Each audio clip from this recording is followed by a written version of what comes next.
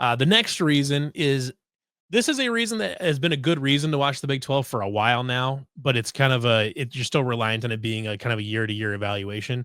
But if you are interested in good quarterback play, look no further than the Big 12.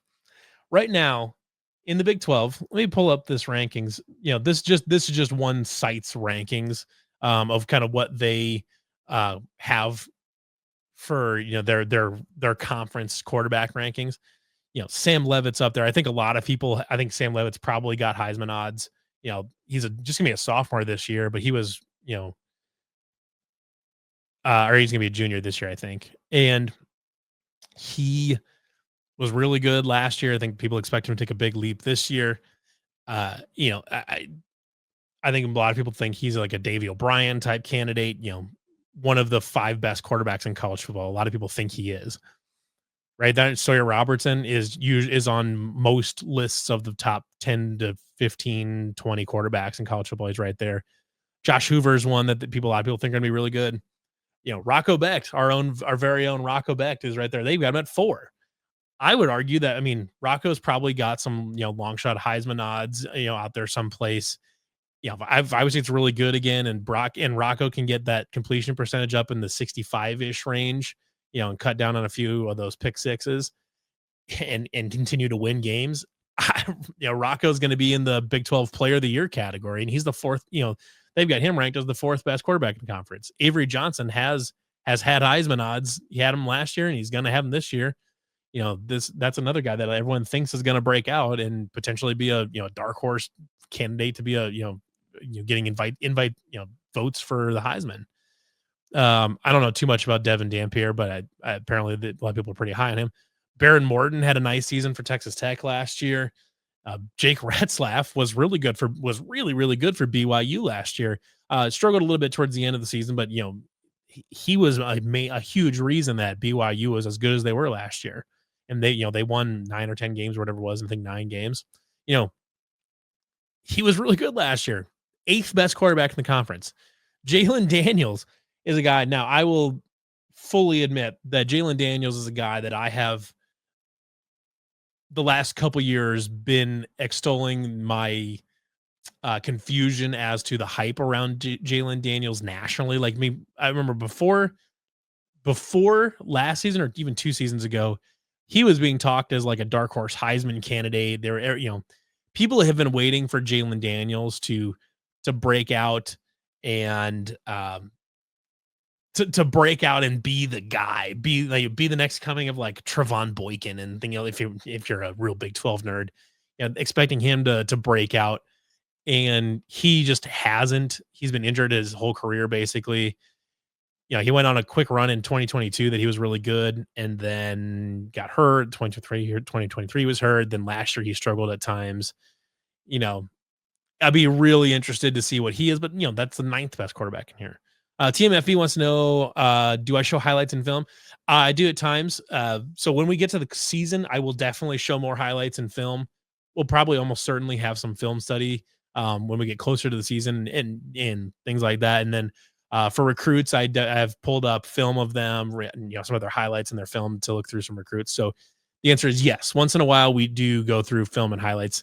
I don't really have too much for this week necessarily, but we will be doing that more, especially as we get closer and closer to the season. So great question.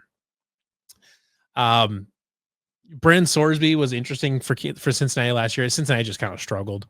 Caden Slater came from, he's coming from Liberty, and he was pretty good at Liberty. And they also have a 5-star quarterback there. And, they're talking about, Colorado having the 11th best quarterback situation in the conference. Noah Fafita at Arizona. Now, granted, he really dropped off last year, when Jed Fish left, and they struggled even with, Tet McMillan and all that. A lot of people really, really liked Noah Fafita. Struggled last year. Maybe he's better this year. But last year going into the 2024 football season, a lot of people had Noah Fafita as the best quarterback in the Big 12. Again, struggled last year, but he's down at 12. Like, These bottom 4 are the only ones that you're looking at. You're like, "Oh, this isn't," that where you're not kind of like, "Oh, this is an interesting guy," or, "This is a really great quarterback," or anything like that. You know, you're looking at the top 75% of the conference, having a pretty decent quarterback, a decent to great quarterback situation. The quarterback play in the Big 12 this year is going to be really, really good, especially if you look. I think if you look at the top 5 to 6 teams here, I think if you look at Jake Retzlaff and up, maybe even Jalen Daniels and up, you got some really high end quarterback play here. I think Levitt, Robertson, Hoover, Becton, Avery Johnson are all like, they're all talented enough and are going to be playing on good enough teams that if a bunch of things went the right way, they could be in the running for Big 12 Conference Player of the Year, or gosh forbid, maybe even some sort of dark horse Heisman candidate. They're all good enough to be that kind of player. They're not. They still have to overcome the national perception around the Big 12, which is that it's just an inferior football conference and all this, whatever. There people have been trying to fight that narrative for years, and unfortunately, nobody's really come up with. Most people that have it in their head that the Big 12 is an inferior football conference to the other, is a significantly inferior football conference to the Big Ten and the SEC, and that they, like, shouldn't even hardly be considered the same kind of football and all this. If you already have that stuck in your head, there's nothing I'm going to say right now that's going to change your head, that's going to change your mind. But I mean, the reality though is that the Big 12, not just this year, but in general, the Big 12 has always had good quarterback play, even going back, before realignment and all this. Oklahoma obviously had a huge long string of good quarterbacks. Texas Tech has had good quarterbacks for a long, long time. Iowa State has had, a very good quarterback situation since 2017, basically. Baylor's had good quarterbacks. Kansas State usually has good quarterbacks. There's lots of good pass throwers in this conference.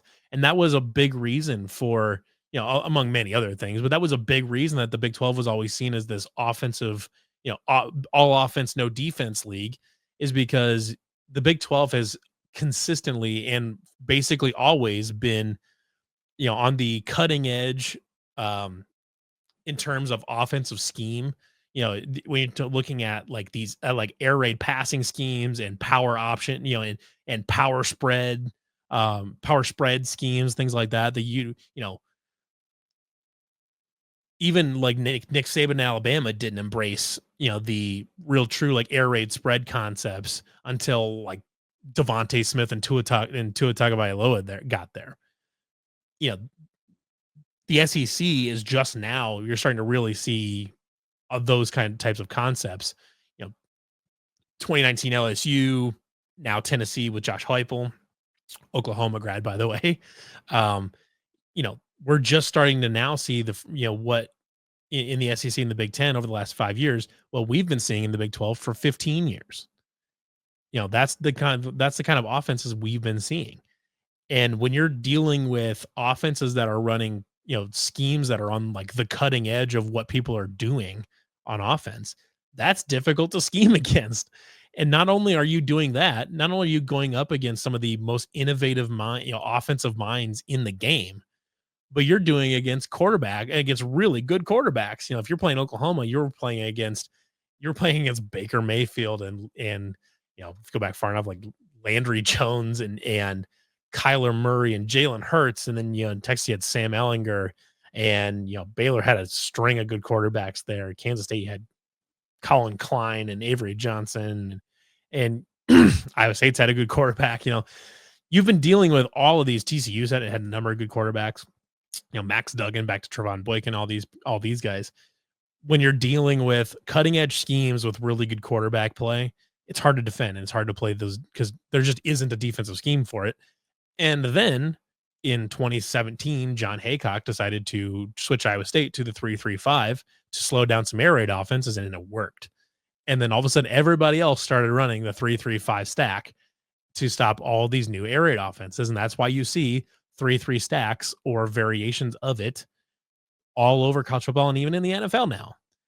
And now, since everybody's running that, you have the Big 12 once again becoming kind of the cutting edge, the leading edge on offensive scheme in college football, where you see a lot of Big 12 teams now, instead of running like these big air raid offense, these full air raid offenses where you're dinking and dunking all over the place, the Mike Leach type stuff. Instead of that, now you see a bunch of like power spread teams. You see a lot of some power spread teams in the league, like Iowa State, Kansas State, even Arizona State. And then you see some versions of this with lots of motion and things like that. With like Kansas runs this and BYU has some stuff. You know, you're running now. The Big 12 is still on the kind of the cutting edge, as far as like offensive schemes go. It's just they look different. They're not the 2014 Art Briles Baylor teams or anything like, or the Lincoln Riley Oklahoma teams or anything like that. They're doing different things. Um, so that's like part of this, and having great quarterback play is a big part of that.